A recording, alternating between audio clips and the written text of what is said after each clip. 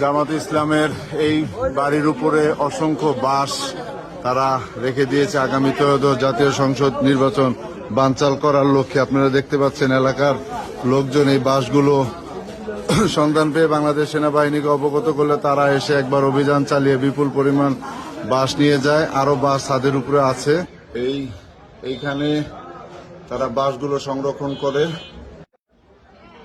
আপনারা দেখতে পাচ্ছেন কিছুক্ষণ আগে আমাদের মিরপুর 13 নম্বরের সেনাবাহিনী একটি গ্যারেজে অভিযান চালিয়ে বিপুল পরিমাণ বাঁশ তারা জব্দ করে। ওই বাড়িটি জামাত ইসলামের শহীদুল্লাহ ব্যাপারীর।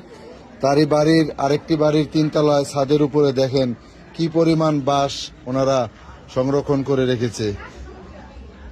দেখেন এই বাঁশগুলো কিছুক্ষণ আগে সেনাবাহিনী জব্দ করে নিয়ে গেছে। আবার এই বাঁশগুলো এরা আমাদের 22টি কেন্দ্রের ঠিক পাশেই এই বাঁশগুলো অবস্থান করে রেখেছে।